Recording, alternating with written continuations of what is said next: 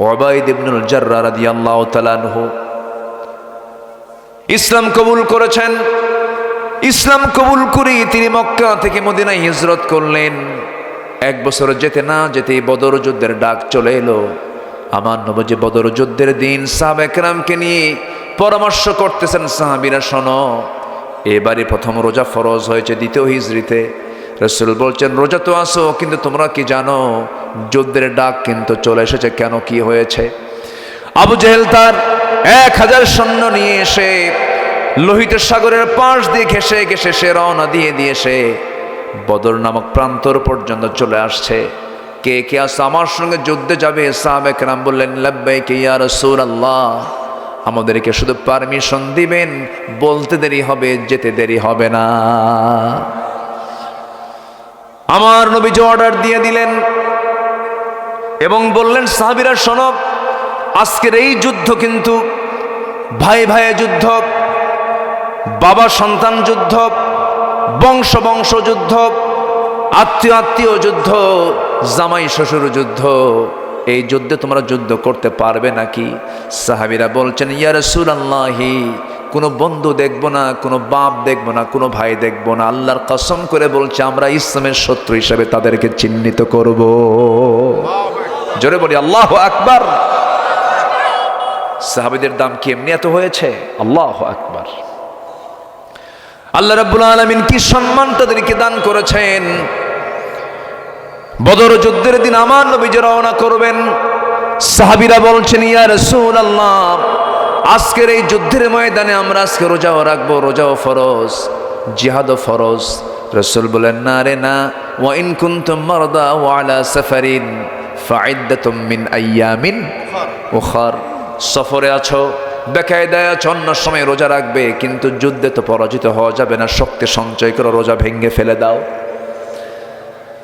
রোজা ভেঙে ফেলে দেওয়া হলো। সাহাবে কেরামকে নিয়ে রাসূল যখন রওনা করবেন, শিশু ইসলাম কেবল তিনি মদিনায় ঢুকেছেন, যুদ্ধ বিধ্বস্ত। আমার নবীজি কেবল হিজরত করে আসছেন, কিচ্ছু না, আবার যুদ্ধের ডাক চলে আসছে। আমার নবীজির সৈন্যর সংখ্যা খুব কম হলো, 313 জন কোথায়, ওইদিকে 1000 জন কোথায়।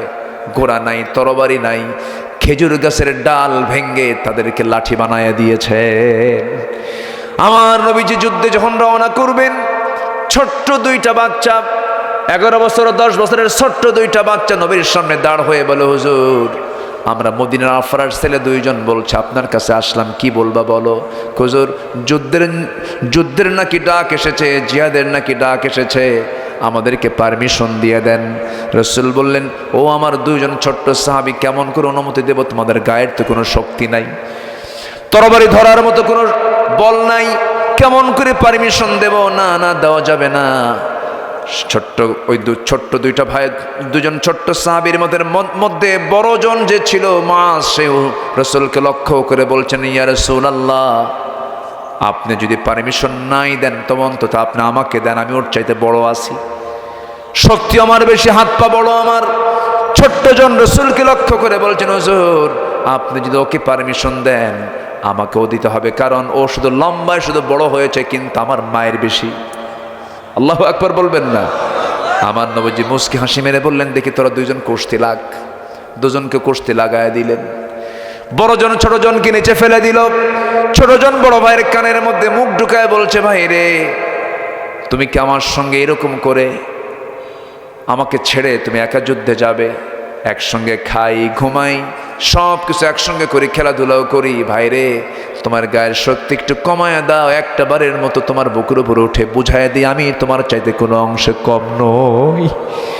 আমার নবীজি টের পেলেন, ছোট্ট 2টা বাচ্চাকে বুকের মধ্যে তুললেন, আরশের মালিকের দিকে তাকায়া, আসমানের দিকে তাকায় আল্লাহ রাসূল বলছেন, আয় আল্লাহ তাআলা, এই ছোট্ট 2টা বাচ্চার গায়ের শক্তি নাই, বয়সও নাই, কিন্তু ইমানের জোর আছে, আমি এই 2 জনকে পারমিশন দিয়ে দিলাম। সেই যুদ্ধের ময়দানে 313 জন সাহাবী রওনা করলেন। মদিনার মসজিদ থেকে রাসূল বের হলেন 80 মাইল দূরে। কত মাইল দূরে? 80 মাইল দূরে। কিছু কিছু সাহাবী হেঁটে হেঁটে চলে গেছেন, হেঁটে হেঁটে চলে গেছেন। রোজার মাস, খাবার নাই, কিচ্ছু নাই। আমার নবীজি সাহাবে কেরামকে নিয়ে সবেমাত্র কেবল মদিনায় ঢুকেছেন, না খাওয়া সাহাবী, দুর্বল সাহাবী, তাদেরকে নিয়ে যখন রওনা করলেন বদর প্রান্তরে, আমার নবীজি যাদেরকে নিয়ে দাঁড়াইয়াছিলেন, সাহাবীরা বললেন, ইয়া রাসূলুল্লাহ, যুদ্ধ করতে আসলাম, কিন্তু যে জায়গায় আমরা দাঁড়ায় আছি সেই জায়গাটা হলো বালুর জায়গা, বালুর মধ্যে হাঁটু পর্যন্ত গেড়ে যায়, কেমন করে হাঁটবো হুজুর? একটা আমাদের জন্য দোয়া করুন, আল্লাহ যেন সাহায্য নাজিল করেন। আমার নবীজি দোয়া করলেন, ওয়ালাকাদ নাসারাকুমুল্লাহু বিবাদরিন ওয়া আনতুম আযিল্লা, তোমরা অসহায় ছিলে, আল্লাহ রাব্বুল আলামিন বদর প্রান্তরে সাহায্য করেছেন, সরাসরি ফেরেশতা পাঠায়া দিয়েছেন। সঙ্গে সঙ্গে কি হলো? বৃষ্টি নাজিল হলো আকাশ থেকে। বৃষ্টি নাজিল যখন হলো বালুর উপরে, তখন বালুর উপরে যখন পানি পড়ে, বালুটা কি হয়? নরম হয় না শক্ত হয়? শক্ত হয়ে যায়, কদমটা মজবুত হয়ে গেল। কাফের মুশরিকরা যে প্রান্তে দাঁড়ানো ছিল সেই জায়গাটা ছিল এঁঠেল মাটির জায়গা, পিছলা জায়গা। বৃষ্টি যখন হলো কি হবে বলেন তো? পিছলা হয়ে গেল। আল্লাহর সাহায্য নাজিল শুরু হয়ে গেল, যুদ্ধ শুরু হয়ে গেছে। আমার নবীজি লক্ষ্য করে দেখছেন সাহাবীরা যুদ্ধেও সরাসরি তারা অংশগ্রহণ করেছে। সেই যুদ্ধের ময়দানে একজন দুজন না 14 জন সাহাবী শাহাদত বরণ করেছেন। কতজন বলেন? 14 জন সাহাবী শাহাদত বরণ করেছেন। কাফেরদের ভিতরে 70 জন মারা গেছে, আবার 70 জন বন্দী হয়েছে। সেই বন্দীদের ভিতরে আমার নবীজির অনেক আত্মীয় ছিলেন। আমার নবীজির সবচেয়ে বড় মেয়ের জামাই আবু সালমা ছিল, কি আবুল আস ছিলেন। আবুল আস আমার নবীর বড় মেয়ের জামাই। আমার নবীর আপন চাচা আব্বাস রাদিয়াল্লাহু আনহু, তিনিও তখন কাফের ছিলেন, তিনিও ছিলেন আবু জেলের নেতৃত্ব অবলম্বন করে যুদ্ধ করতে আসছিল।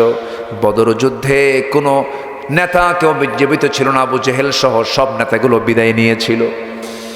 আমার নবীজি বদর যুদ্ধের ময়দানে লক্ষ্য করলেন 14 জন সাহাবী দুনিয়া থেকে বিদায় নিয়েছেন। এর মধ্যে ওই যে ছোট্ট 2টা বাচ্চা যুদ্ধের ময়দানে সবার সামনে দাঁড়ায় এক সাহাবীকে ডাক দিয়ে বলে, ও চাচা, কাফিরদের নেতাকে আবু জেলটা কই কই যে বসা আছে ঘোড়ার পিঠে। বলতে দেরি হলো, যেতে দেরি হলো না, সিংহের মতো গর্জন দিয়ে বাজ পাখির মতো উড়ন্ত হয়ে দৌড় মেরে 2 জন চলে গেছে। 2 জনের হাতে ছোট্ট তরবারি ছিল, ওরা টের পায় নাই। পজিশন নিয়ে আবু জেলের 2 পাশে 2 জন দাঁড়ায় আছে। আবু জেল ঘোড়ার পিঠে বসেছিল। 2 জন আল্লাহু আকবার বলে এত জোরে সজোর আঘাত করেছে। 2 আবু জেলের 2 পায়ে যখন আঘাত করেছে, ইতিহাস লেখে আবু জেল ওই যে ধরাশয়ী হয়ে জমিনে পড়ে গেছে। কোমর সোজা করে আবু জেল আর কোনোদিন দাঁড়াতে পারে নাই। জোরে বলি আল্লাহু আকবার। কিন্তু এইদিকে কাফেররা টের পেয়ে গেছে, বড় ভাই মুআজকে ধরে ফেলেছে। পিছন দিক থেকে একজন এসে তার ডান হাতে আঘাত করেছে। এক আঘাতে তার ডান হাতটা চামড়ার সঙ্গে ঝুলতে লাগলো, তরবারি ঝনঝন করে পড়ে গেল।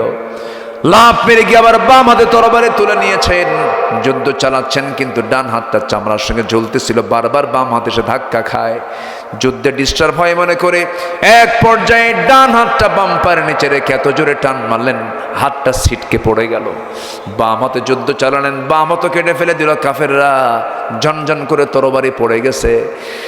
মুআজ আর যুদ্ধ করবেন কি দিয়ে? হাতই তো নাই। একজন কাফের এসে গর্দান বরাবর আঘাত করলো, মস্তকটা ছিটকে পড়ে গেল। গোটা দুনিয়াবাসী ছোট্ট ওই বাচ্চা গোটা দুনিয়াবাসীকে বুঝায় দিল আল্লাহর জমিনে দিন কায়েমের জন্য এমন করে অনায়াসে জীবন দিতে হয়। যেরকম সুবহানাল্লাহ। ওই যুদ্ধের ময়দানে একজন সাহাবী, যে সাহাবীকে লক্ষ্য করে আমি এত দূর পর্যন্ত আসলাম, উবাইদ ইবনুল জাররাহ রাদিয়াল্লাহু তাআলা আনহু, যুদ্ধে গিয়ে দেখেন তার সামনে বাপ সামনে দাঁড়ায় আছে।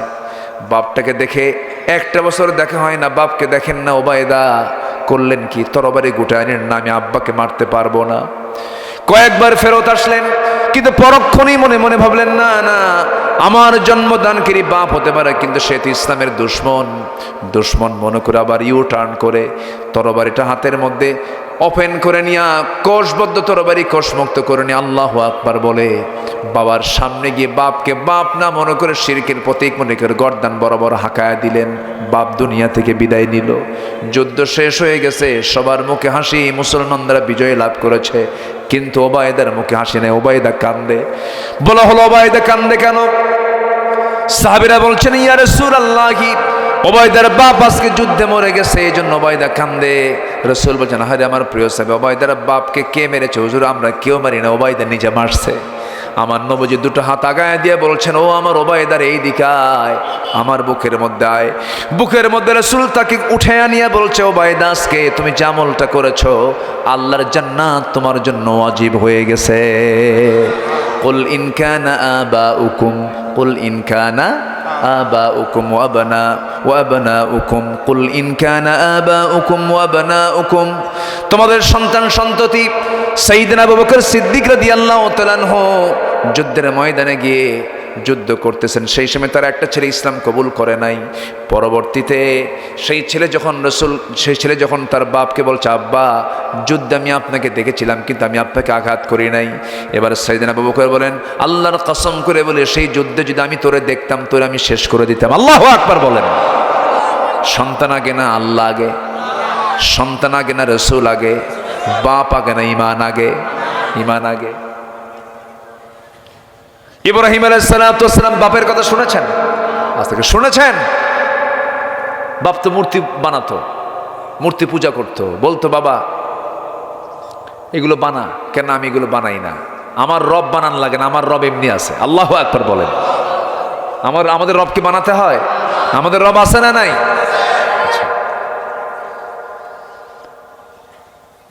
ইব্রাহিম আলাইহিস সালাতু ওয়াস সালাম তিনি শিরক উৎখাত করেছেন। কি মামলা খেলেন তিনি? মূর্তি ভাঙ্গার মামলা খাইছেন না উনি? সে মামলার ফলাফল হলো আগুনে পুড়ে মারো। তিনি কি কারো কাছে মাথা নত করেছেন? বাপটা পর্যন্ত তার বিরুদ্ধে চলে গেছে। তিনি চেয়েছেন কাকে? কাকে চেয়েছেন? আল্লাহকে চেয়েছেন। আমার বন্ধুগণ,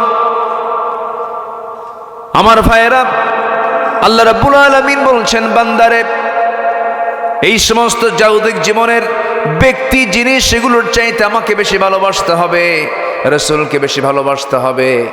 এরপর একটা ইবাদতের কথা বলেছেন, ওয়াজিহাদিন ফি সাবিলিহি। আল্লাহ রাব্বুল আলামিন বলেন, আল্লাহর রাস্তায় জিহাদকে তোমাদের বেশি পছন্দের কারণ হতে হবে। এরপর আল্লাহ পাক বলছেন, করা শব্দ প্রয়োগ করা, ফাতারাব্বাসু হাত্তা ইয়াতিয়াল্লাহু বিআমরিহি ওয়াল্লাহু লা ইয়াহদিল কওমাল ফাসিকিন। জোরে বলুন আল্লাহু আকবার। এরপর আল্লাহ রাব্বুল আলামিন বলছেন, যদি তোমরা না করো, আল্লাহর আযাবের অপেক্ষা করো।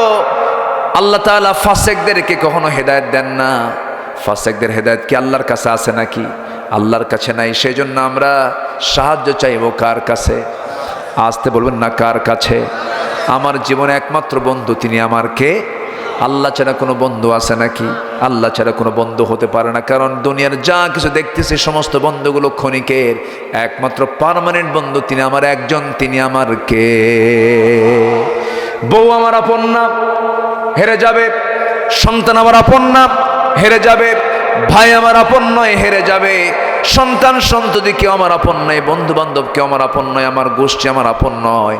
সব একদিন পর হয়ে যাবে। যেদিন আমি মরে যাব, সেই দিন টের পাবো আমার আগাগোড়া একমাত্র বন্ধু তিনি আমার একমাত্র কে? إن الحمد لله الأكرم الذي خلق الإنسان وكرم وعلمه من البيان ما لم يعلم فسبحان الذي لا يحصى امتنانه باللسان ولا بالقلم نشهد أن لا إله إلا الله وحده لا شريك له ونشهد أن سيدنا وحبيبنا ومولانا محمدا عبده ورسوله الذي أرسله بالحق بشيرا ونذيرا وداعيا إلى الله بإذنه وسراجا منيرا فقد قال الله تعالى في كلامه المجيد وفرقانه الحميد: أعوذ بالله من الشيطان الرجيم. بسم الله الرحمن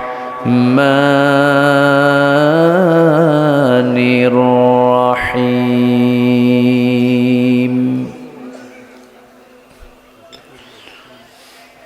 يا أيها الذين آمنوا لا تتخذوا آباءكم وإخوانكم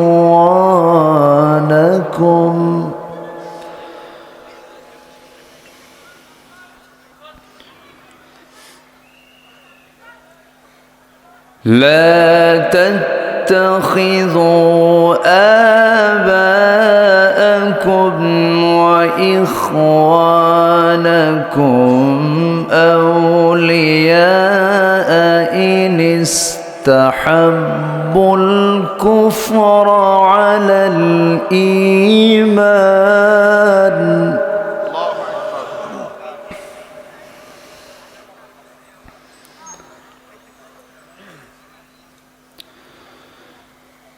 إن استحبوا الكفر على الإيمان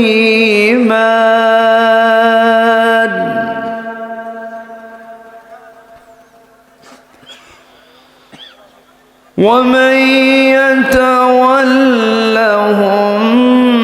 منكم فأولئك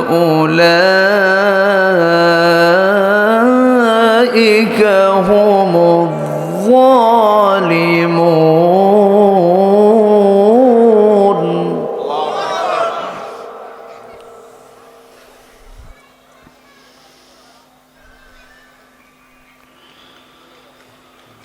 قل إن كان آباؤكم وأبناؤكم وإخوانكم وأزواجكم وعشيرتكم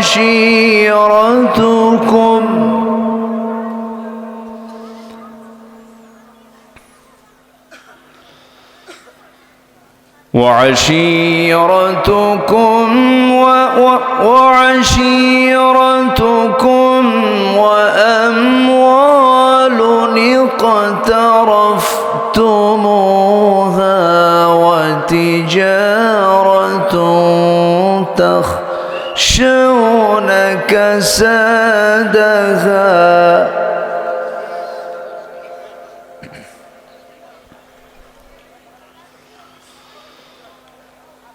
ومساكن ترضونها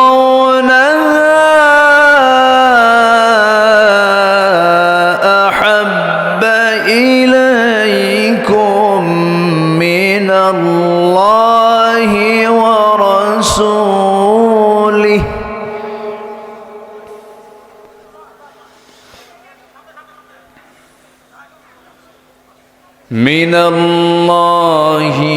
ورسوله وجهاد في سبيله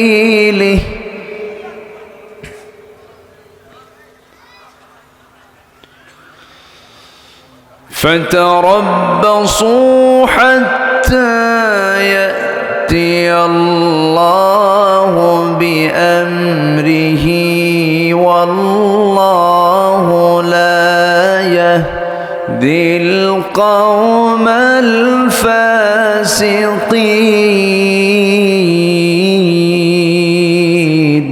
الله أكبر.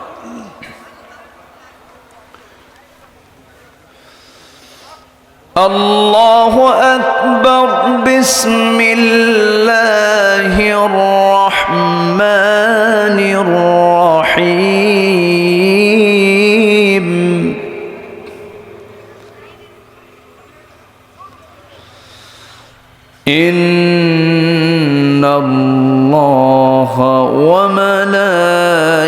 وملائكته يصلون على النبي يا أيها الذين آمنوا صلوا عليه وسلموا تسليما اللهم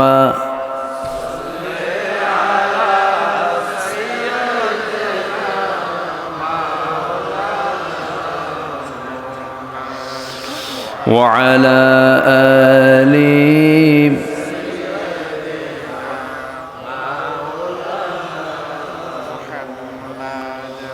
একটু মোহাব্বত দিয়ে নবীর প্রেমে মাতোয়ারা হয়ে জবান খুলে আওয়াজ দিয়ে সবাই বলুন আল্লাহুম্মা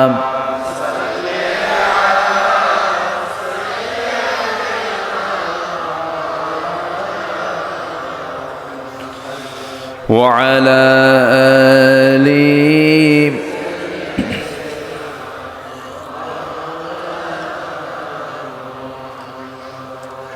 সবাই বলুন বালাগাল উলা বিকামালিহি কাশাফাত তুজা বিজামালিহি حسنت جميع خصاله صلوا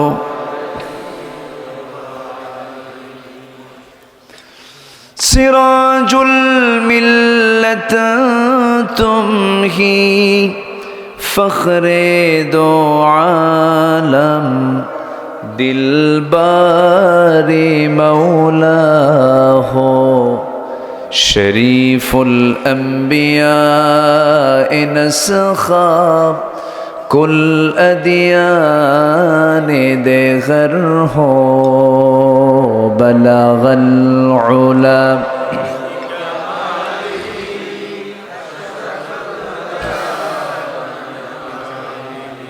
حسنت جميع خصاله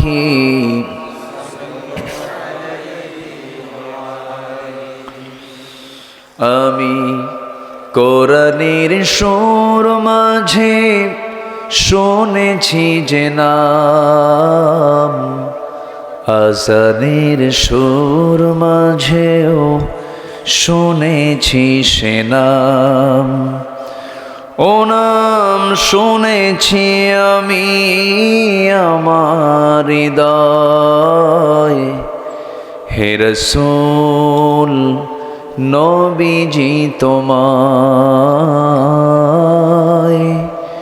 হে রাসূল নবীজি তোমায় সবাই বলি সাল্লাল্লাহু আলাইহি ওয়াসাল্লাম একটু একটু ওই আওয়াজটা আমার কানের জন্য আসে জি আরেকটু হ্যাঁ জি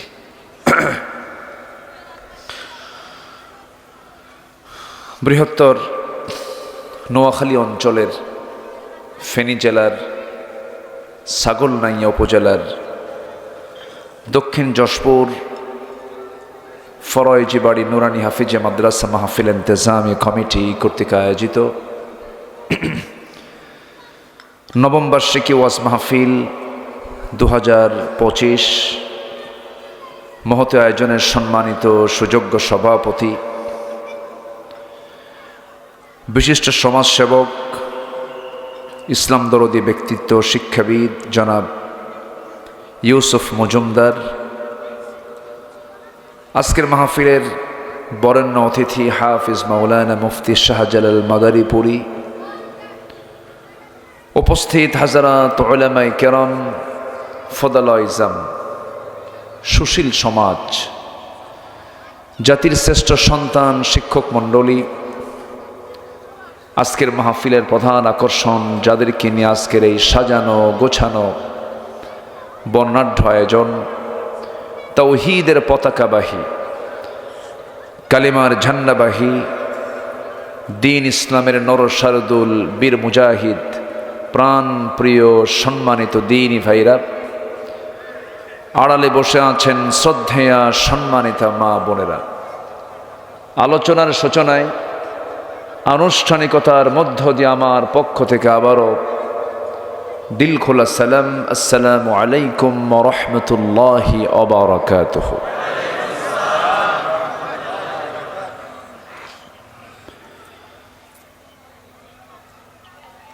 মহান রব্বে করিমের শুকরিয়া। সবাই কেমন আছেন? আমারও প্রশ্ন করলেন। আল্লাহ তাআলা আমাকে তো আপনার সাথেই তো রেখেছেন, এক সাথেই তো আছি, বলি আলহামদুলিল্লাহ। আল্লাহ পাকের মেহেরবানি, আল্লাহ তাআলা একটি অনুকূল পরিবেশ তৈরি করে দিয়েছেন। এই মাহফিলগুলো আজ থেকে কয়েক মাস আগেও বাস্তবায়ন খুব জটিল ছিল।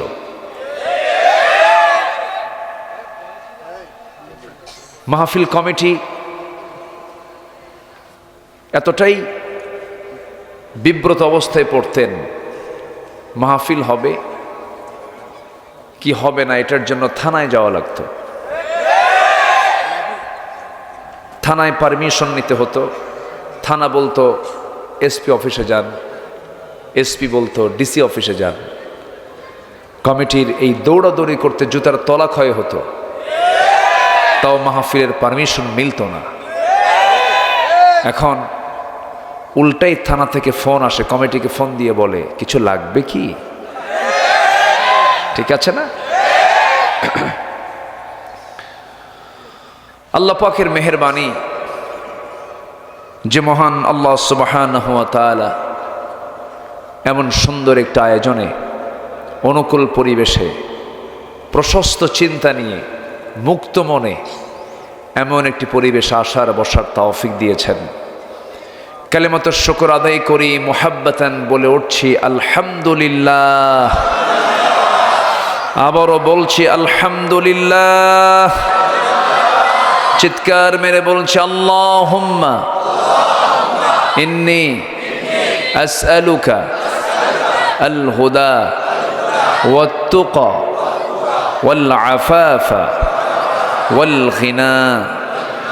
সবাই বলি আল্লাহুম্মা আইন্নি আলা যিকরিকা ওয়া শুকরিকা ওয়া হুসনি ইবাদাতিকা। সম্মানিত ভাইরা, আমরা আল্লাহ তাআলার শুকর আদায় করে নিলাম। আমি আরেকটু আগে উঠলে ভালো হতো, উঠতে একটু দেরি হয়েছে। শেষ হতে যদি দেরি হয় কষ্ট হবে? আমাকে সময় দেওয়া যাবে তো? এই উপজেলার নাম কি? ছাগল নাইয়া না সল নাইয়া, ভালো করে কবেন কিন্তু। সাগর নাইয়া। হ্যাঁ, তো ছাগল এটার প্রাণীর নাম। এটা কিসের নাম? প্রাণীর নাম। খুব সোজা জাত না এটা? খুব ভালো কথা শোনে না? শোনে। কিন্তু এই ছাগলটা হচ্ছে এমন একটা প্রাণী যে প্রাণীর সাথে পৃথিবীর সকল নবীর সম্পর্ক ছিল।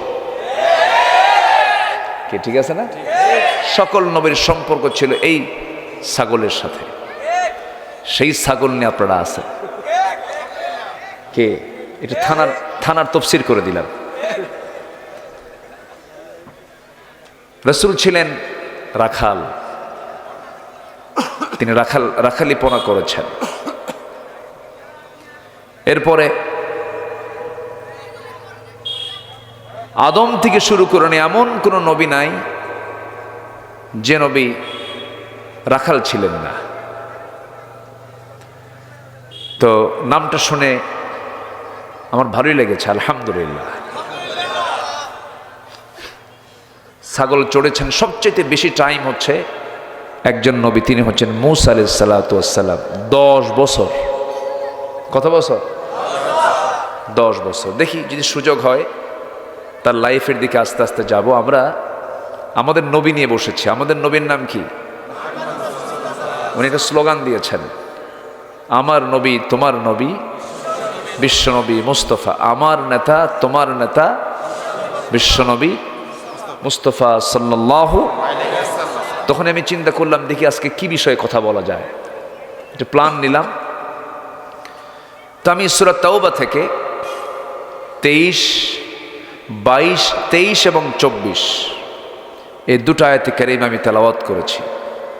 দুটো আয়াতকে সামনে রেখে কিছু কথা বলতে চাচ্ছি। আল্লাহ যেন আমার মুখ থেকে সেই কথাগুলো বের করে দেন যে কথাগুলো মুসলিম উম্মার জন্য এই মুহূর্তে দারুণ প্রয়োজন। আল্লাহ কবুল করুন, জোরে বলে আমিন। সম্মানিত ভাইয়েরা, আল্লাহ তাআলা এখানে ঈমানকে প্রাধান্য দিতে বলেছেন, ব্যক্তিকে না। কোনো ব্যক্তির প্রাধান্য ইসলামে নেই। ইসলামের প্রাধান্য হলো ঈমানকে। কিসের প্রাধান্য? ঈমানের প্রাধান্য দিতে হবে। আর যে মোহাব্বত, যে ভালোবাসা, যেটাকে আরবিতে হুব্বুন বলা হয়, মোহাব্বত বলা হয়। এখন তো ভালোবাসা দিবস আছে একটা, তাই না? ওগুলো না। এই মোহাব্বত হচ্ছে, এই ভালোবাসাটা হচ্ছে নিঃস্বার্থ, কোনো স্বার্থ নেই, স্বার্থ ছাড়া। স্বামী বউকে ভালোবাসে, স্বার্থ আছে না? বলেন। বউ স্বামীকে ভালোবাসে। আপনি বাজার করবেন না 3 মাস, বাড়িতে ঢুকতে পারবেন কি? স্বার্থ আছে। কি স্বার্থ আছে না? আচ্ছা। কিন্তু আমি যে মোহাব্বতের কথা বলছি, এটা হচ্ছে একমাত্র সন্তুষ্টি হচ্ছে কার জন্য? আসতে বলবেন না, কার জন্য? আল্লাহর জন্য। দ্বিতীয় আয়াতে আল্লাহ রাব্বুল আলামিন জাগতিক জীবনে চলতে গিয়ে কিছু মায়া, দয়া, মোহাব্বত তৈরি হয় কিছু কিছু ব্যক্তির উপরে, কিছু কিছু জিনিসের উপরে। আল্লাহ বলছেন, এই 8টা জিনিসের চাইতেও তোমাকে আমি আল্লাহ, আমার রাসূলকে বেশি মোহাব্বত করতে হবে এবং জিহাদকে ভালোবাসতে হবে সাথে সাথে। কার বক্তব্য এগুলো? আসতে বলবেন না, কার বক্তব্য? আমি সংক্ষিপ্ত সার বললাম, এখন আসুন আমরা ধীরে ধীরে ব্যাখ্যার দিকে যাব। সম্মানিত ভাইয়েরা, আমরা যে কিতাব নিয়ে বসেছি, এই কিতাব যে আল্লাহর কিতাব, সন্দেহ লাগে? সন্দেহ আছে? চুল পরিমাণ কোনো সন্দেহ নাই। এই কিতাব এত তথ্য দেয়, এত আগাম তথ্য দিয়েছে। কেমনে? এটা কেমনে মানুষের পক্ষে সম্ভব? আমরা যে জমিনে বসে আছি, এই জমিন এবং ওই যে আকাশ, নীলাকাশ দেখা যায়, ওই নীলাকাশ এবং এই জমিন, এই দুটার মাঝে যে মহাশূন্য আমরা দেখছি, এই মহাশূন্য কিন্তু ছিল না। এটা ফাঁকা ছিল না, এটা এক জায়গায় ছিল। কি বলেন তো, কি ছিল? লাগানো ছিল। এই জমিন এবং আসমানটা ছিল কি? লাগানো, একদম জয়েন্ট ছিল, লাগানো ছিল। তো এখানে একটা প্রচন্ড ধাক্কা হয়েছে। প্রচন্ড ধাক্কার মধ্য দিয়ে এই মহাশূন্যের সৃষ্টি হয়েছে। এটা আধুনিক বিজ্ঞান এটাকে বলছে হলো big bang theory. Big bang theory, এটা আধুনিক যারা দুনিয়ার সায়েন্স নিয়ে যারা গবেষণা করেন তারা এটা বুঝতে পেরেছেন। বিগ ব্যাং থিওরি আলোচিত একটা থিওরি। এই তথ্যটা আল্লাহ রাব্বুল আলামিন আজ থেকে, যে যুগে আধুনিক কোনো যন্ত্রপাতি ছিল না, কিছুই ছিল না, কোনো ল্যাবরেটরি ছিল না, সেই যুগে এই কোরআন ১৫০০ বছর আগে এই তথ্য আগেই বলে দিয়েছে। জোরে বলি সুবহানাল্লাহ। আল্লাহ রাব্বুল আলামিন বলেন, أولم ير الذين كفروا أن السماوات والأرض كانتا رتقا ففتقناهما وجعلنا من الماء كل شيء حي জোরে বলুন আল্লাহু আকবার। কাফেররা কি খেয়াল করে না, কাফেররা কি লক্ষ্য করে না আমি আল্লাহ রাব্বুল আলামিন এই আকাশ এবং জমিনকে দুটোকে এক জায়গায় রেখেছিলাম, প্রচণ্ড ধাক্কার মধ্যে দিয়ে বিশাল মহাশূন্য আমি আল্লাহ রাব্বুল আলামিন সৃষ্টি করেছি এবং প্রত্যেকটা মৃত্যুকে পানির মধ্য দিয়ে জিন্দা করেছি। আল্লাহ রাব্বুল আলামিন এই তথ্য ১৫০০ বছর আগে দিয়েছেন। এখন বলুন তো বিজ্ঞান কি প্রমাণ করেছে না বিজ্ঞান ধার নিয়েছে? কি নিয়েছে? ধার নিয়েছে। আমার বন্ধুগণ, গত ২ বছর আগে কাতার থেকে আমি বিমানে চড়ে আসতেছিলাম, দোহা থেকে ঢাকায় নামবো, কাতার দোহা থেকে ঢাকায় নামবো, বিমানে চললাম। অনেক দেখেছি আগে, কিন্তু সেদিন হঠাৎ করে মনে হলো মেঘগুলোর উপরে আমার বিমান ভাসতেছিল, বিশাল মেঘের স্তর। এই মেঘের স্তরগুলো দেখে মনে হলো আল্লাহ, এই মেঘগুলো তুমি যে সৃষ্টি করে রেখে দিয়েছ, এর কোনো ওজন আছে নাকি? জানা ছিল না। চিন্তা করলাম, দেখি কোরআন কি বলে, একটু চিন্তা করলাম, সার্চ দিয়ে খুঁজে খুঁজে বের করে দেখে আল্লাহ রাব্বুল আলামিন মেঘের যে ওজন আছে, বিজ্ঞান বলছে মেঘের ওজন আছে, কোরআনও বলছে ১৫০০ বছর আগে মেঘের ওজন আছে। আল্লাহ রাব্বুল আলামিন সূরা রাদের মধ্যে বলছেন, হুয়াল্লাযী ইউরীকুমুল বারকা খাওফান ওয়া তামাআন ওয়া ইউনশিস সাহাবাস সিকাল। তিনি সেই মহান রব যিনি আসমানে মেঘগুলোকে রেখেছেন, ভারী মেঘগুলোকে রেখে দিয়েছেন ঝুলন্ত করে। তিনি আমার কে? কিউমুলাস নামক কিছু মেঘ আছে যার ওজন হলো ২০০ টন। আবার কিউমুলিনাম্বাস নামে কিছু তার কি বলে মেঘ আছে যেগুলোর ওজন হলো প্রায় ১০ লক্ষ টন পর্যন্ত। এই মেঘমালাগুলোকে ঝুলায় রেখেছেন তিনি আমার কে? আসতে বলেন, যদি ঝুলায় না রেখে যদি ফেলে দিতেন, বলেন তাহলে কি হতো? কেউ থাকতাম? ফেনীর কোনো বিল্ডিং একটাও থাকতো? সব কি হয়ে যেত? শেষ হয়ে যেত। এই বিশাল ওজনের এই মেঘগুলোকে আল্লাহ পাক ঝুলায় রেখেছেন বান্দার ক্ষতির জন্য না উপকারের জন্য? মেঘ থেকে কি আসে? বলেন কি আসে? বৃষ্টি আসে। এই বৃষ্টি শতাব্দীর পর শতাব্দী মানুষ স্টাডি করেছে, কেমনে বৃষ্টি হয়, এই মেঘ কেমনে হয়, স্টাডি করেছে। ১৯ এবং ২০ শতকের সময় এসে মেটেরোলজিক্যাল সায়েন্স, আবহাওয়া বিজ্ঞান, তারা গবেষণা করে বের করেছে, এই তথ্যগুলো বের করেছে। মানুষের এই রহস্যের শেষ ছিল না, কিন্তু ১৯ এবং ২০ শতকের শেষে এসে গবেষণা করে বের করেছে। কি গবেষণা করে বের করেছে? বৃষ্টির জন্য প্রথমে বায়ুর প্রবাহ সৃষ্টি হয়। কিসের প্রবাহ? বায়ুর প্রবাহ। এরপরে সেখানে মেঘের স্তূপীকরণ, এরপর সেই ঘনীভবন থেকেই বৃষ্টির মূল রহস্য উন্মোচিত হয়। এটা বিজ্ঞান, মেটেরোলজিক্যাল সায়েন্স, আবহাওয়া বিজ্ঞান এটাকে গবেষণা করে বের করেছে। বিস্ময়কর ব্যাপার হলো এই তথ্যটাই সেম আল্লাহ পাক বলে দিয়েছেন আরো ১৫০০ বছর আগে। জোরে বলে সুবহানাল্লাহ।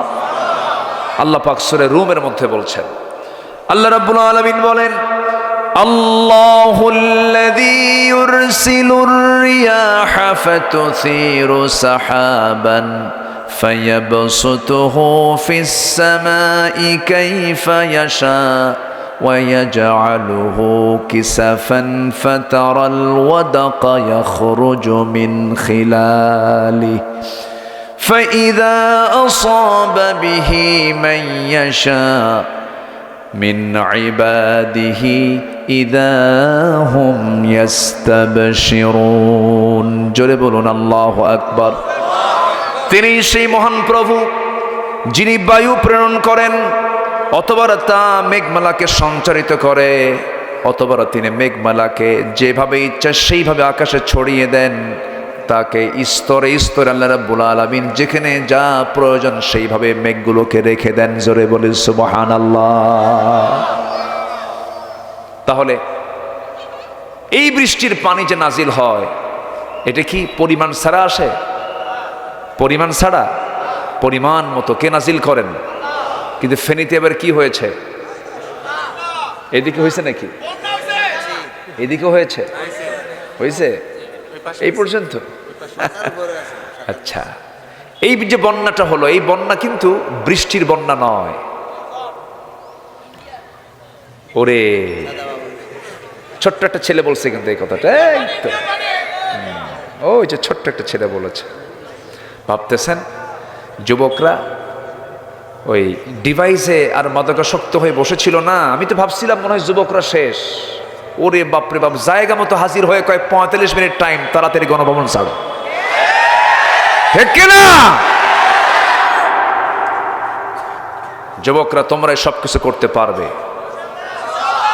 শুধু আদর্শ সুন্দর করবা। গার্লস স্কুলের সামনে যে ইতিমের মতো বসে দেখা যাবে না, আকাম কুকাম করা যাবে না, ঠিক আছে না? এত সুন্দর মানুষ, আমি খুবই খুশি হয়েছি। পূর্ব ফেনী আর পশ্চিম ফেনীর মধ্যে কিছু তফাত আছে না? একটু তফাত, সংস্কৃতির একটু তফাত আছে, একটু ভিন্নতা আছে। আপনাদের মধ্যে মিষ্টি ভাবটা বেশি, আলহামদুলিল্লাহ। আল্লাহ কবুল করুন, জোরে বলি আমিন। এই যে বন্যাটা হলো, এটা হলো উজানের পানি বাঁধকে হঠাৎ খুলে দেওয়ার জন্য এটা হয়েছে। পৃথিবীর কোনো নদী আইনে নেই যে নদীর উজানে বাঁধ দেবে। এই বাঁধগুলো সৃষ্টি হয়েছে 71-এর পরে। 71-এর আগে সাহস পায় নাই, কারণ বোম্বিং করে উড়ে দেওয়া হতো সে সময়, ঠিক কিনা? সাহস পায় না। 74-এ ফারাক্কা বাঁধ হয়েছে। আমি ফারাক্কা বাঁধে গিয়েছি, দেখেছি আমি ফারাক্কার চিত্র। আপনাদের এখান থেকে কিন্তু খুব কাছেই ত্রিপুরা, না? খুবই কাছে, ভাষারও কিছু মিল আছে। ত্রিপুরার আগরতলা এয়ারপোর্টে আজ থেকে আমি আরো 8-10 বছর আগে গিয়েছিলাম। তো কিছু স্ট্রাকচার আমার চিত্রটা জানা আছে। হঠাৎ করে উজান থেকে পানি মানে হলো একটা বাঁধের মুখ তারা খুলে দিয়েছে। বাঁধের মুখ খুললে যা হয়, তাহলে এটা কি আল্লাহ দিয়েছেন না এটা বান্দার সৃষ্টি? বলেন বলেন বলেন বলেন। বান্দার সৃষ্টি। আল্লাহ তাআলা আকাশ থেকে যে পানি নাজিল করেন, সেই পরিমাণ পানি নাজিল করেন যে পরিমাণ পানি তিনি বাষ্পীয় আকারে জমিন থেকে তোলেন। এটা কম বেশি হওয়ার কোনো সুযোগ? আল্লাহু আকবার। এটাকে বলে ওয়াটার সাইকেল। এটা কি বলে? ওয়াটার সাইকেল, পানি চক্র। এই পানি চক্রটা পৃথিবীর হোল টেকনোলজি, সমস্ত প্রযুক্তিকে যদি কাজে লাগায়, কিয়ামত নাজিল হওয়া দরকার ততটুকুই নাজিল করেন তিনি আমার কে। সূরা যুখরুফ আয়াত নাম্বার 11 বাড়ি থেকে মিলায় দেখবেন যে কি সুন্দর করে এই তথ্যগুলো আল্লাহ পাক বলে দিয়েছেন। এখন কি পরিমাণ পানি আল্লাহ তাআলা জমিন থেকে বাষ্পীয় আকারের উপরে তোলেন, বিজ্ঞান গবেষণা করে বের করেছে। এই ভূপৃষ্ঠ থেকে প্রতি সেকেন্ডে 16 মিলিয়ন টন বাষ্প হয়ে উপরে ওঠে। প্রতি সেকেন্ডে কত? 16 মিলিয়ন টন প্রতি সেকেন্ডে, যা বছরে এটার পরিমাণ দাঁড়ায় হলো 513 ট্রিলিয়ন টনে। কেউ তো আল্লাহু আকবার বললেন না। বলেন তো পৃথিবীর কোনো পাইপ দিয়া সম্ভব? বলেন পাইপ দিয়ে সম্ভব? যদি পাইপ যদি বঙ্গোপসাগরে লাগায় দিয়া সেই পাইপ যদি নিয়ে যেত পঞ্চগড়ে, বলেন তো ওই পাইপ দিয়ে যেখানে পানি পড়তো ওটা কি মানে সমতল থাকতো না? ওটা আরেক দরিয়া হতো। আল্লাহ পাক কি সুন্দর করে পানি চক্র করে এগুলো পাঠায় দিচ্ছেন। সুবহানাল্লাহ বলবেন না? তাহলে কোরআন যা বলছে, আজকের বিজ্ঞান তা বলছে। তাহলে বিজ্ঞান যা বলছে কোরআন তা বলছে তা না, কোরআন যা বলছে বিজ্ঞান তাই বলতেছে বিজ্ঞান যদি কোনো কথা বলে, যদি কোরআনের সঙ্গে না মেলে, তাহলে ভাবতে হবে বিজ্ঞান ভুল করছে, কোরআন ভুল করে না। আল্লাহু আকবার। কত তথ্য নিবেন, এরকম হাজারো তথ্য, 250 থেকে 300 আয়াত আছে শুধু সায়েন্সের উপরে। আল্লাহু আকবার, জোরে বলি আল্লাহু আকবার। অনেক কথা আছে। আমাকে সময় দিচ্ছেন তো নাকি? কারো কোনো সমস্যা নাই? আল্লাহ পাক এই কোরআনে অনেক উদাহরণ দিয়েছেন, মেসাল দিয়েছেন। যেরকম একটা মেসাল দিয়েছেন, মশার মেসাল। কিসের মেসাল? মশার উদাহরণ দিয়েছেন। আছে না একটা আয়াত আছে না, মশার মেসাল তিনি দিয়েছেন। তিনি মশাকে নিয়ে কথা বলেছেন। এখন কাফের মুশরিকরা কয় তোমার আল্লাহর কাম নাই কাজ নেই, কোরআনের মধ্যে মশার কথা বলছে। মশা কোনো প্রাণী হলো নাকি? বলছে না এরকম? বলছে সূরা বাকারা। আল্লাহ রাব্বুল আলামিন বলেন ইন্নাল্লাহা লা ইস্তাহি আন ইয়াদরিবা মাসালাম মা বাউদাতান ফামা ফাওকাহা ফাআম্মাল্লাযীনা আমানু ফায়া'লামুনা আন্নাহুল হাক্কু মির রাব্বিহিম وأما الذين كفروا فيقولون ماذا أراد الله بهذا مثلا يضل به كثيرا ويهدي به كثيرا وما يضل به إلا الفاسقين جنبون الله أكبر سورة البقرة আয়াত নাম্বার 26, 26 নম্বর আয়াত। আল্লাহ রাব্বুল আলামিন মশার উদাহরণ এই জায়গায় দিয়েছেন। কাফের মুশরিকরা বলল তোমার আল্লাহর কাজ নাই কাম নাই, এই মশা একটা উদাহরণ দেওয়ার কোনো জিনিস হলো নাকি? আল্লাহ পাক বলছেন এটা দিয়ে কাউকে হেদায়েত দেন, কাউকে গোমরাহি করেন। কার কথা? আল্লাহর কথা। কিন্তু এই মশাকে ছোট চোখে দেখার কোনো সুযোগ নাই। যেমন এই মশা যত বেশি খাবে তার হায়াত তত বেশি লম্বা হবে না কমে যাবে? যে মশা বেশি খায় তার হায়াত কমে না বাড়ে? যত বেশি খাবে, যত বেশি রক্ত তার পেটে তুলবে, তার হায়াত তত কমে যাবে। ঠিক তেমনি মানুষের মধ্যে যে লোকগুলো অন্যায় করে যারা পেট ভরাবে তাদের হায়াতও কমে যাবে। কমছে না? কমছে না? আছে আছে, সব মশার মতো খাইছে বেহুশ হইয়া। ও বোঝে নাই যে বেশি খাইলে মরতে হবে। কি করে নাই তারা?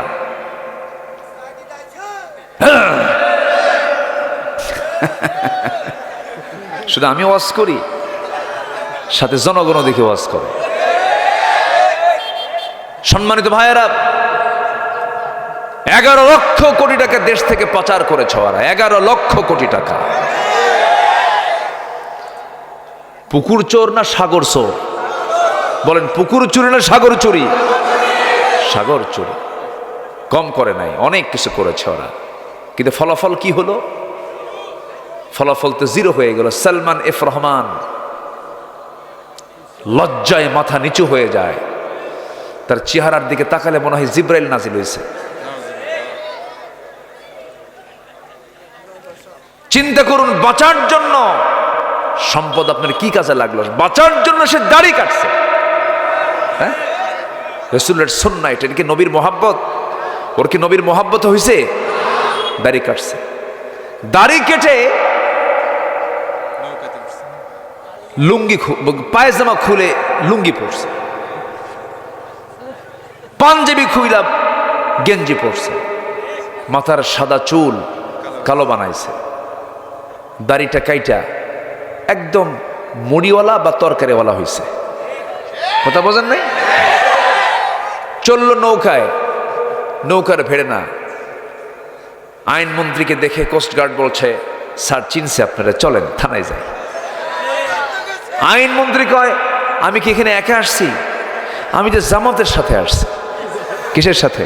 হ্যাঁ, কে তোমার সাথে আসছে? কই যে দেখা যায়, ওই যে বলতেছে ওটা তো দেখা যায় না, মাথার চুল কালো। লোকটা কে? মুখে দাড়িও নাই, ভালো করে দেখো, ওটাই দরবেশ।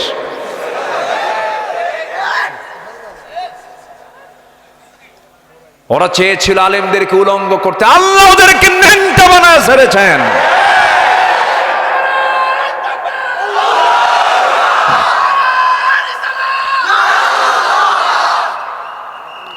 সম্মানিত বন্ধুগণ, সম্মানিত ভাইয়েরা,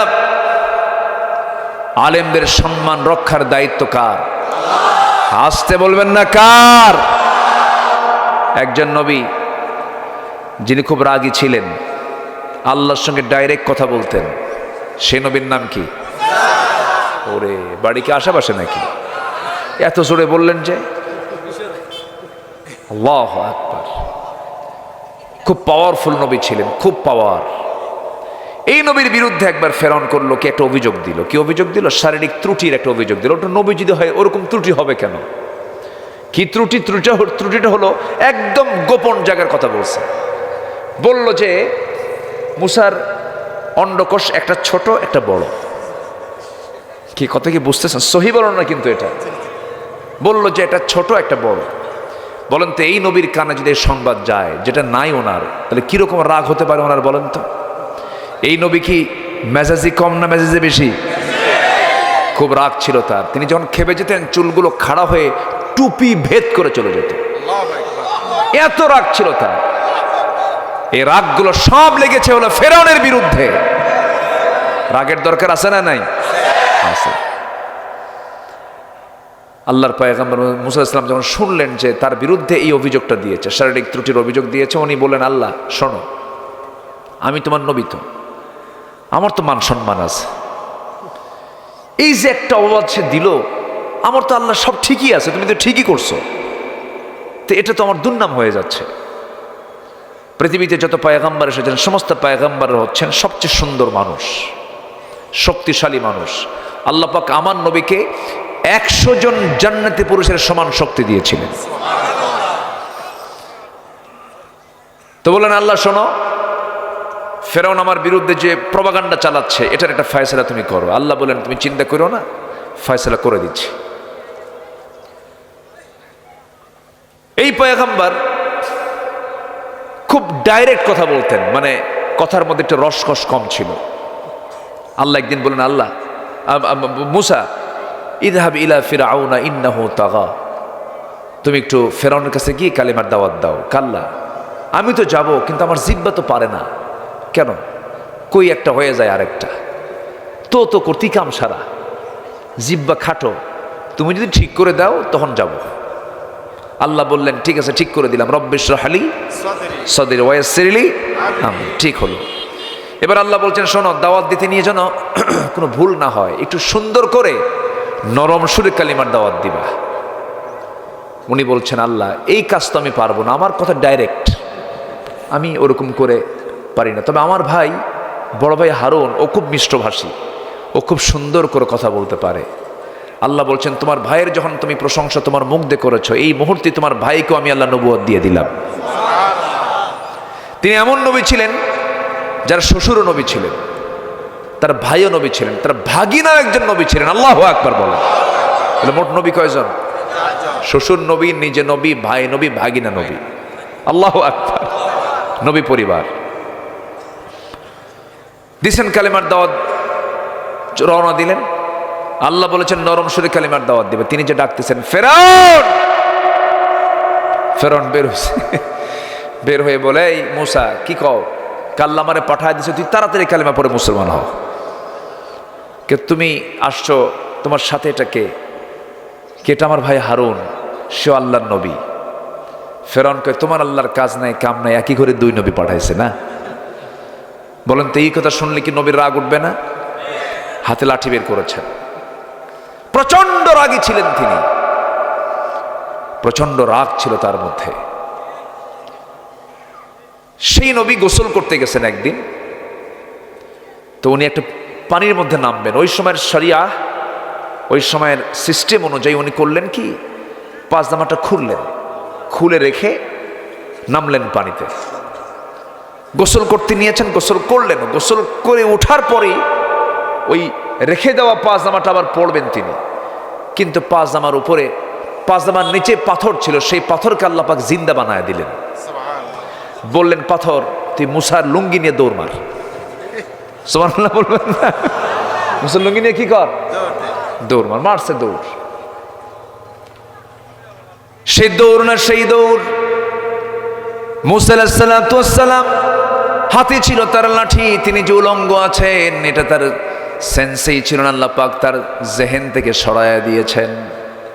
এবার হলো কি, তিনি ওই লুঙ্গি নেওয়ার জন্য পিছে পিছে দৌড়ান, পাথরও দৌড়ায়, খেপে গিয়ে রেগে গিয়ে বলছে পাথর থেমে যা, আমার তো লুঙ্গিটা নেওয়া দরকার। উনি লুঙ্গির পিছনে দৌড়াচ্ছেন, পাথর হুকুম মানতেছে কার? আরো জোরে বলবেন কার? আমার এই মাটির দেহে প্রাণ দিয়েছেন কে? আসতে বলবেন না কে? আল্লাহ দিয়েছেন। তিনি কি পাথরে প্রাণ দিতে পারেন না? পারেন না? চলতেছে চলতেছে, তিনিও পিছে পিছে চলতেছেন, কিন্তু তার খেয়াল নাই তিনি উলঙ্গ হয়ে আছেন। সোজা গিয়ে ওই পাথরটা থেমে গেছে সেই জায়গায়, যে জায়গায় ফেরাউন তার মন্ত্রী পরিষদ বর্গ নিয়ে মিটিং করতেছে, ঠিক সেই জায়গায় গিয়ে পাথরটা থামছে। তিনিও গিয়ে সেখানে গিয়ে থামছেন। ফেরাউন আপদ মস্তক সব দিকে নজর দিয়ে দেখে না, সব কিছুই ঠিক আছে, মিছা কথা। আল্লাহু আকবার বলবেন। কি কথা কি বোঝা গেল? হ্যাঁ, আল্লাহ একদম লুঙ্গি খুলায় দেখাই দিচ্ছেন, ফেরাউন দেখ ভালো করে, আমার নবীকে আমি ত্রুটি করি নাই। আলেমদের ইজ্জত নিয়ে এক ছিনিমিনে খেলেছিল, আল্লাহ এদেরকে ধ্বংসের দিকে ঠেলে দিয়েছেন। সম্মানিত ভাইয়েরা, আল্লামা সাইদির মতো মানুষ, আল্লাহু আকবার, হাত দিল কোথায়? এটা কি হাত দেওয়ার জায়গা? হাতটা দিল কোথায়? এত বড় একটা রত্ন, এত বড় একটা সম্পদ, এই সম্পদকে কেমনে তারা হাত দিল? শেষ পর্যন্ত জেলটা খাটলেনি তিনি। আমি 2009 সালে একসঙ্গে আমার হজ ছিল ওনার সাথে। 2009 সাল আমার জীবনের প্রথম হজ, ওনার জীবনের শেষ হজ। তো ওনাকে বলা হলো, হুজুর আপনি যাবেন না দেশে। কেন? মামলা হচ্ছে, ট্রাইব্যুনাল গঠন হচ্ছে, আপনি গ্রেফতার হয়ে যাবেন, আপনাকে জেল খাটতে হবে। উনি মুস্কি হাসি মেরে বললেন, সাইদি কি ভয় পায়? সাইদি পৃথিবীর কাউকে ভয় পায় না। আমার দেশের জনগণ নির্যাতন ফেস করবে আর আমি আরামে থাকবো না, প্রয়োজনে জেল খাটবো, বাতিল শক্তির কাছে মাথা নত করবো না। দেশে ফিরেছেন বীরের বেশে, দুনিয়া থেকে হাসি মুখে বিদায় নিয়েছেন। কি মুখে? কি মুখে? হাসি মুখে বিদায় নিয়েছেন, কারোর সামনে মাথা নত করেননি। হিন্দুস্তানের প্রেসক্রিপশনে তাকে যে শহীদ করা হয়েছে, যারা তার হত্যার সঙ্গে জড়িত, প্রতিটি হত্যাকারী শাস্তি বাংলার জমিনে হওয়া দরকার। রাজি আছেন কারা কারা?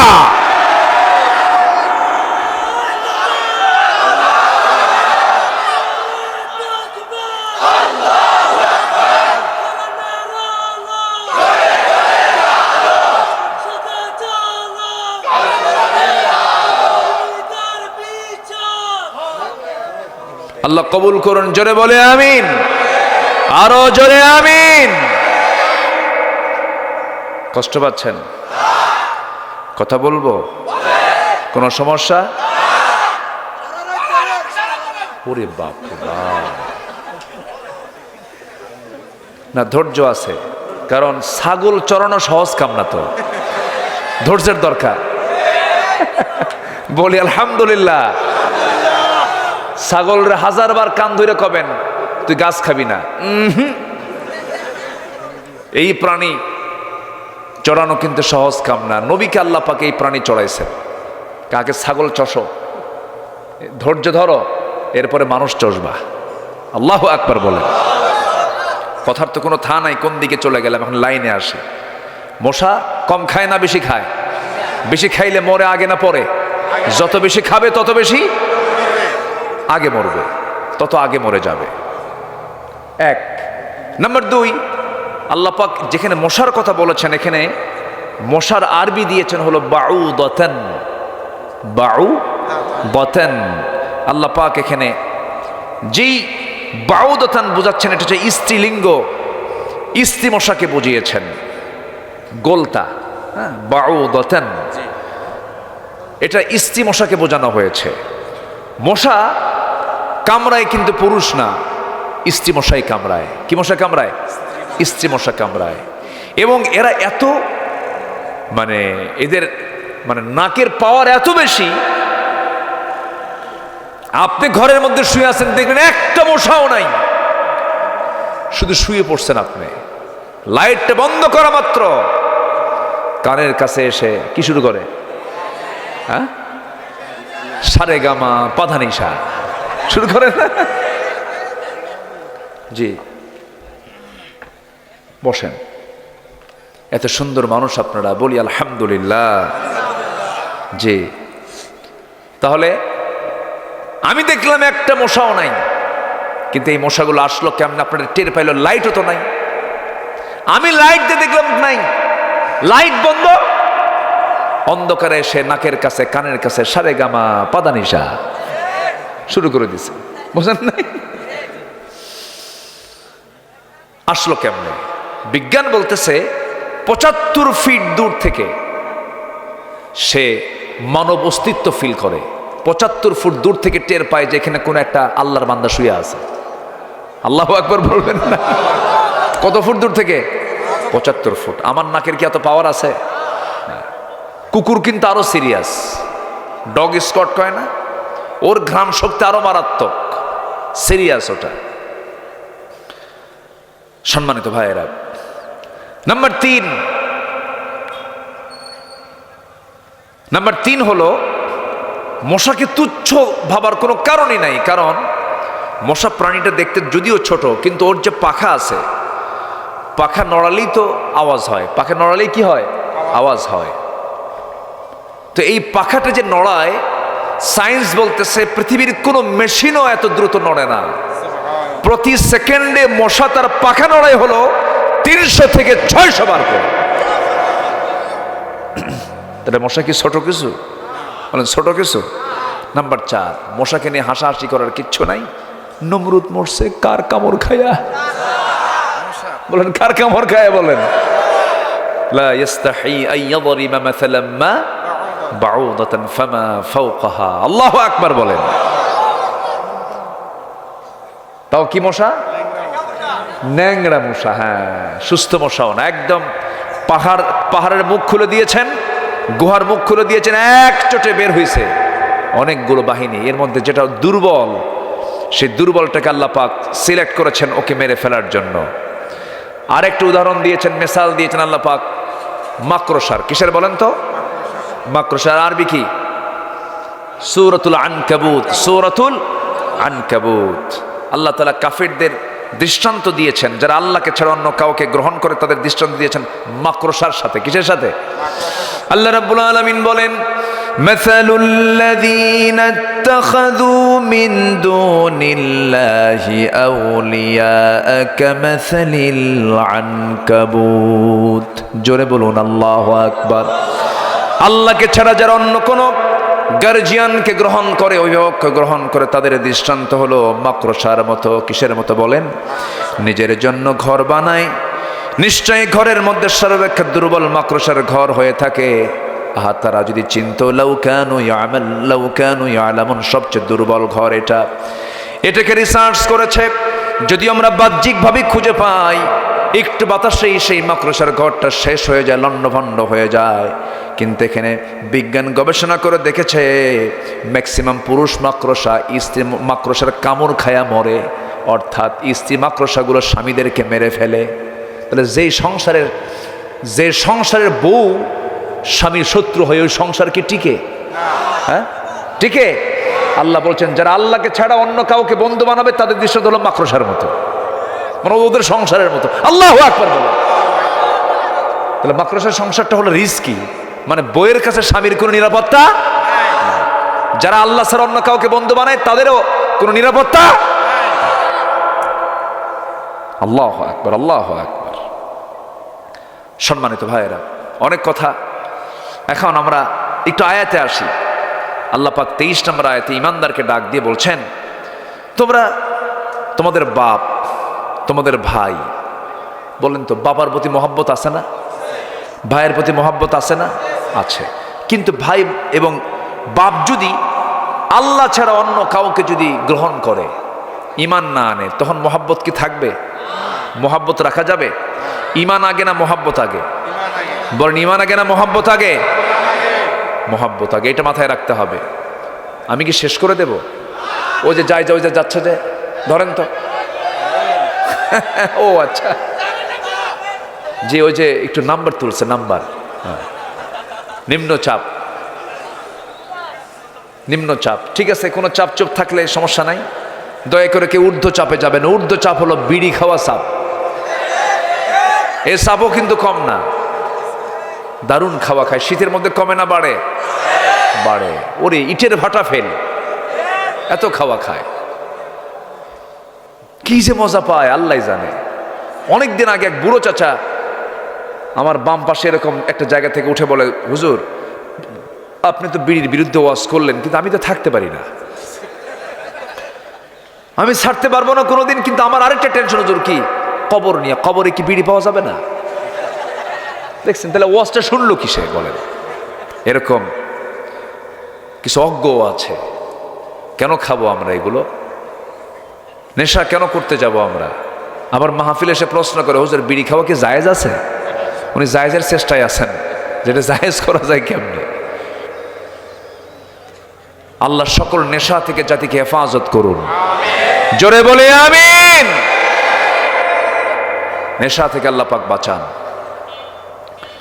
আমার বন্ধুগণ একটু কান লাগাবেন, সকল কিছুর উপরই ইমানকে প্রাধান্য দিতে হবে। বাপ বলেছে ইমান ছাড়ো, শুনবো না।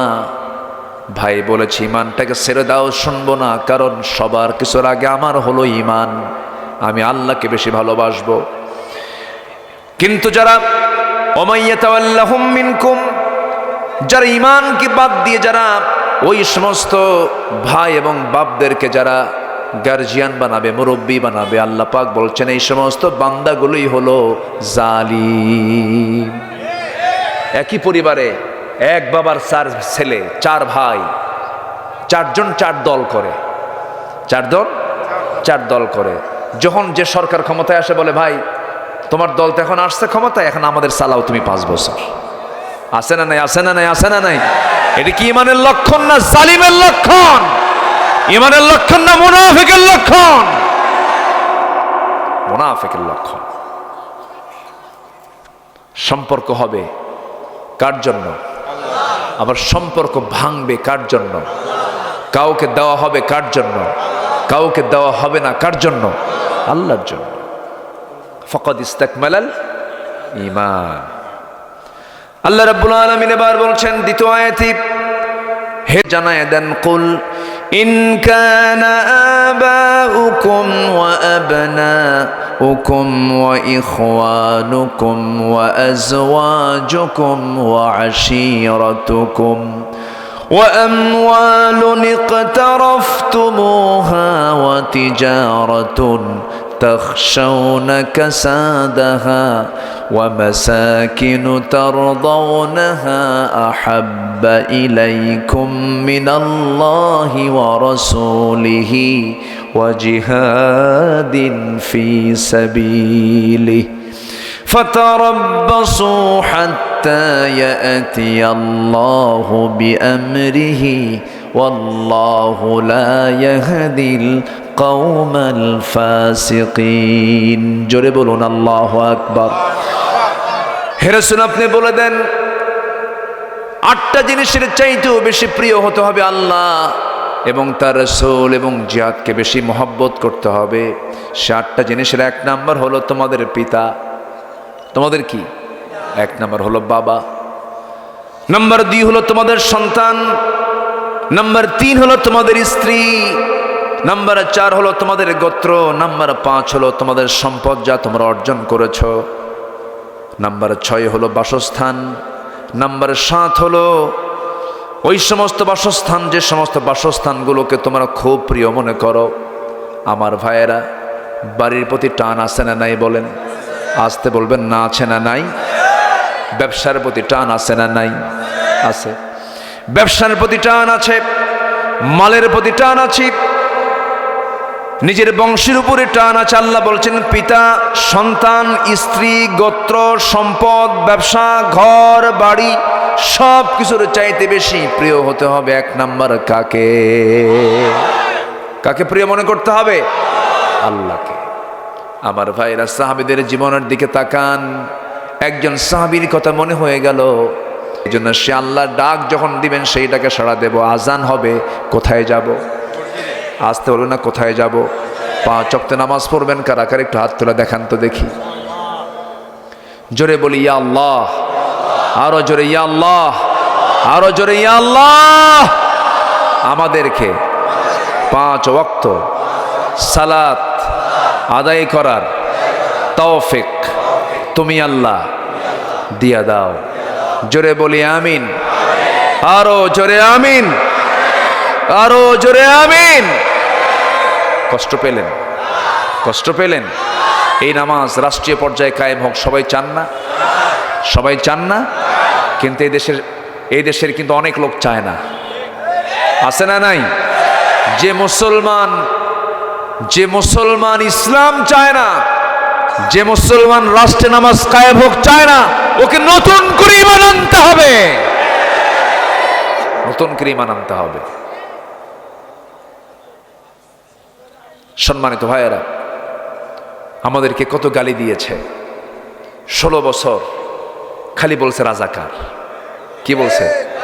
রাজাকার। কেন? আমরা ইসলাম চাই, আমরা কোরআন চাই, এটাই হচ্ছে আমাদের দোষ। কিন্তু আল্লাহর কি ফয়সালা, সে রাজাকার শব্দটিকে আল্লাহ পাক ব্র্যান্ড বানায় দিলেন। আমি কে, তুমি কে, একদম গোটা দেশ হয়ে গেল। সম্মানিত ভাইয়েরা, অহংকার করা যাবে না। শুধু বলেছে রাজাকারের নাতিপুতিরা চাকরি পাবে, শুধু এতটুকুন বলেছে। এটা কি বিনয়ের কথা না অহংকারের কথা? বিনয়ের অহংকার। রাজাকারের নাতিপুতি কি আল্লাহর বান্দা না? আল্লাহর বান্দা কি না? যদি কেউ ভুল করে তার দোষ কি তার সন্তানকে দেওয়া যাবে? দেওয়া যাবে? ধরেন দোষ করছে, তার দোষ কি সন্তানের হবে, নাতির হবে? এই সমস্ত কথা হলো অহংকারের কথা। অহংকার আসবে যখন, পতন হবে তখন। তাই তো হয়েছে। ওরা ভেবেছিল যে কে আছে, কিন্তু সবার উপরে কে আছেন? আসতে বলবেন না, কে আছেন? আল্লাহ যখন ধরেন উপায় নাই। ফেরাউনকে ধরেছেন কে? ফেরাউনকে কে ধরছেন?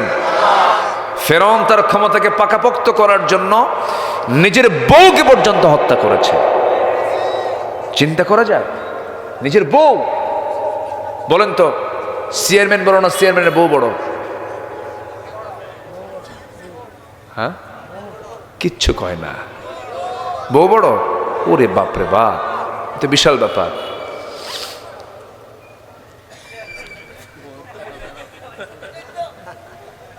জি,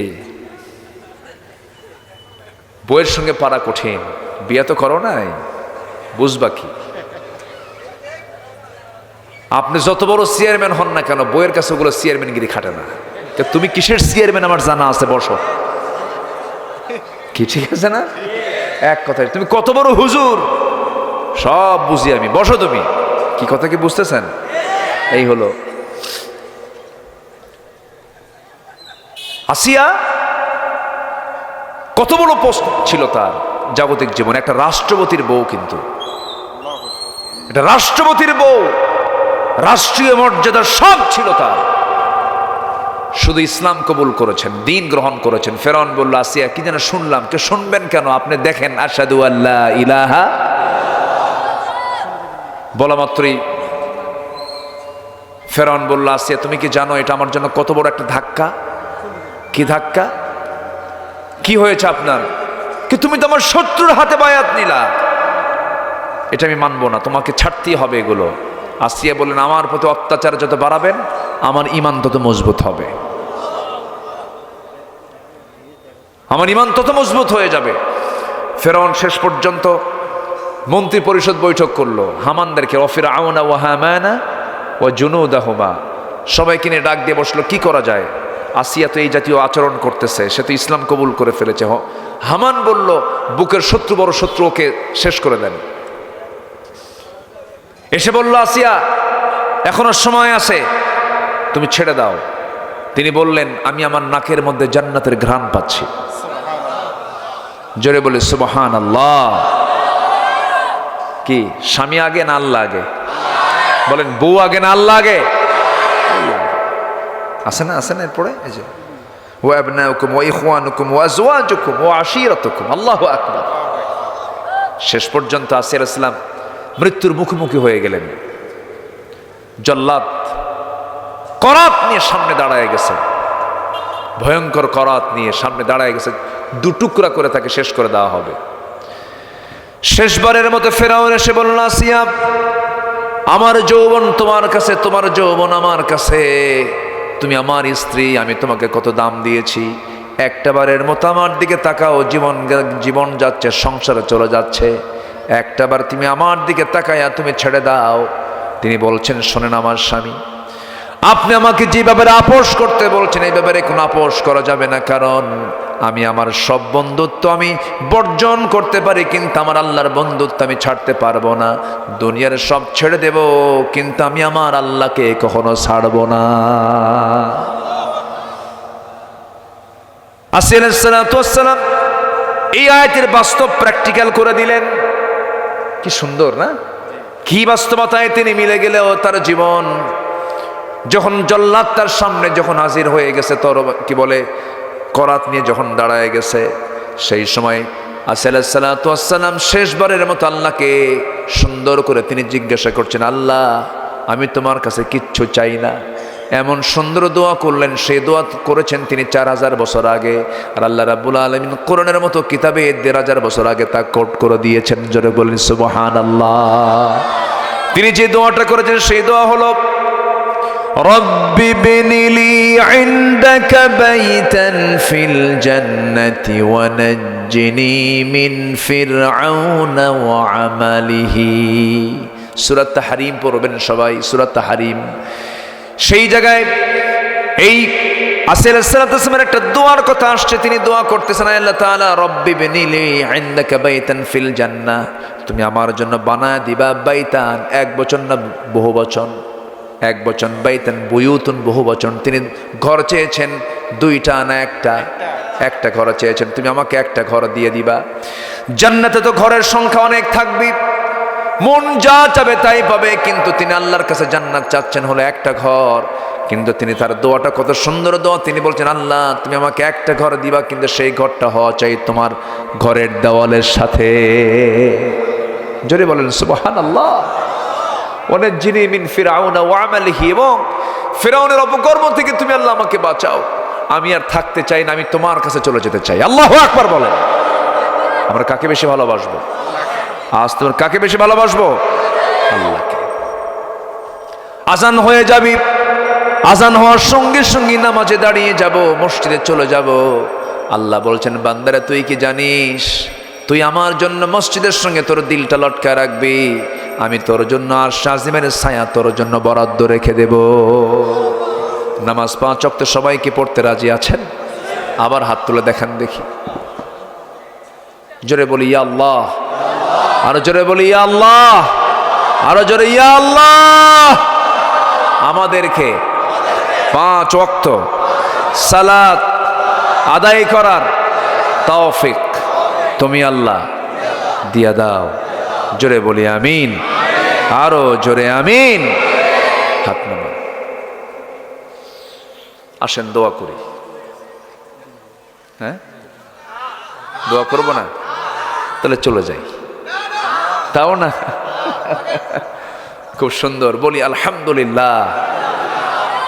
শীতের রাত তো, কিছু কিছু ভাই চলেও যাচ্ছেন, সবাই থাকুন। আমাকে মাহফিল কমিটি একটু বলেছেন না, কই উনি কোথায়, একটু বলেছিলেন, কে যেন আমাকে বললেন যে একটু শেষের দিকে গিয়ে আপনি একটু মাদ্রাসার জন্য একটু বলবেন।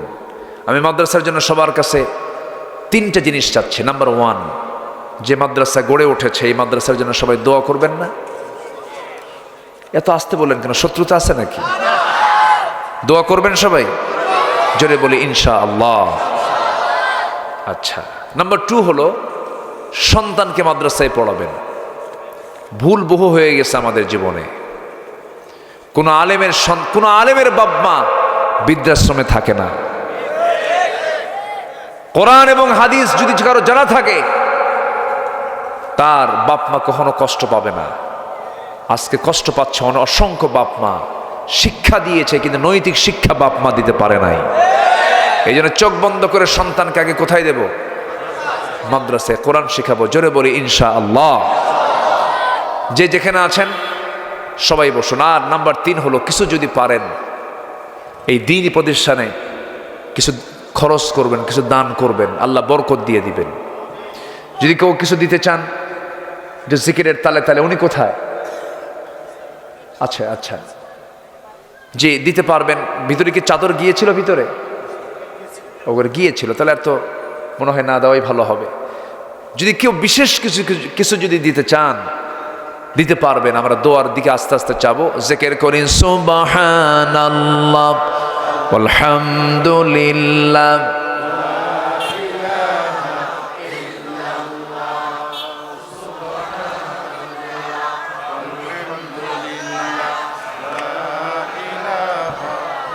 আমি কিন্তু উঠতে বলি নাই, আমরা একসঙ্গে দোয়া করবো। জিকির করে লা ইলাহা। হবে না, অনুমতি আরো জোরে লা ইলাহা সুবহানাল্লাহ আলহামদুলিল্লাহ। আমার ফাহাদ ভাই কোথায়? ফাহাদ ভাই মাশাআল্লাহ, অনেক কষ্ট করে। গত বছর আমার মাহফিল নেওয়া ছিল। এই মাহফিলটা 7ই জানুয়ারি, যেদিন নির্বাচন হয়। নির্বাচন হয়েছে না নির্ধারণ হয়েছে? নির্বাচন আর নির্ধারণ। মাহফিল করবো কেমনে? হয়নি। এবার আমি বললাম যে যেহেতু 7ই জানুয়ারি হয়নি মাহফিল, 7ই জানুয়ারি মাহফিল হবে। আমি ঠিক 1 বছর পরে, 1 বছর আগের কি চিত্র আর আজকের 1 বছর পরের কি চিত্র, আল্লাহু আকবার বলো। আল্লাহ পাক পার করতে দেন। তো জি, আমরা দোয়ার দিকে যাব। আমরা আল্লাহর কাছে চাবো। আমার ফাহাদ ভাই, তার ছোট্ট একটা ছেলে আছে, দোয়া করবেন তার, আল্লাহ যেন তাকে বড় আলেম বানান। জোরে বলি।